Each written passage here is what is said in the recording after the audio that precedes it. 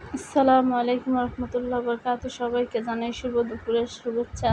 তো দেখুন, আমি ছাদে কিছু সবজি লাগাইছিলাম। ধুন্দুল গাছ লাগাইছিলাম, দুটো ধুন্দুল হয়েছে।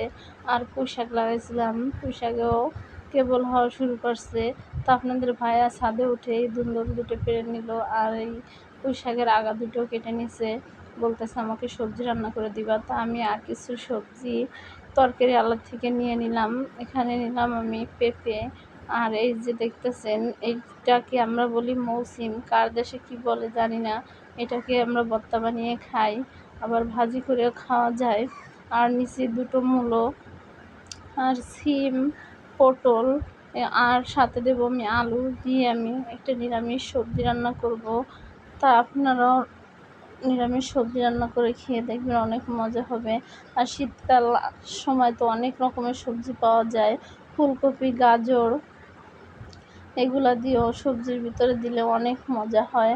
তা আমি সুন্দর করে এখন আমি কেটে নেব। কেটে ধুয়ে সুন্দর করে আমি চুলায় দিয়ে দিছি। এখানে আমি সবজিটা আগে ভাপ দিয়ে নিতেছি। ভাপ দেওয়ার সময় দিছি লবণ, হলুদ গুঁড়া, মরিচ গুঁড়া, আদা রসুন বাটা, এগুলা দিয়ে সুন্দর করে সেদ্ধ করে নেব সবজিটাকে। তারপরে আমি বাগার দিয়ে দেব। তো আমার সবজিটা দেখেন সুন্দর করে একটু লাড়াচাড়া করে মশলাটা মিলিয়ে দিচ্ছি, দিয়ে সুন্দর করে ঢেকে রাখছিলাম। আমার সবজিটা প্রায় সেদ্ধ হয়ে গেছে। এখন আমি নামিয়ে রেখে বাগারটা দেব। তো বাগার দেওয়ার সময় আমি সাথে শুকনো মরিচ দিয়ে দেব। শুকনো মরিচের বিচিটা বেশি ভাজা ভাজা হলে কামড়ে খেতে অনেক মজা লাগে। তো দেখুন, শুকনো মরিচটা ভাজা হয়ে গেছে। আমি এখন পেঁয়াজ রসুন ছেঁচে রাখছিলাম, তাই আমি তেলের ভিতরে ছেড়ে দিলাম। এটা যখন লাল লাল হয়ে যাবে, সাথে আমি জিরা দিয়ে দেব।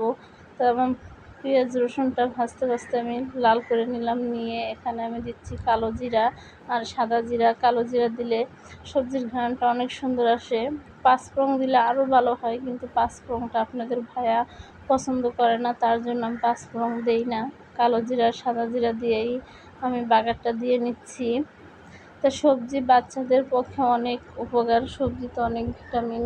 বাচ্চারা সহজে সবজি খেতে চায় না, তো এভাবে রান্না করে বাচ্চাদেরকে সবজি খাওয়াবেন।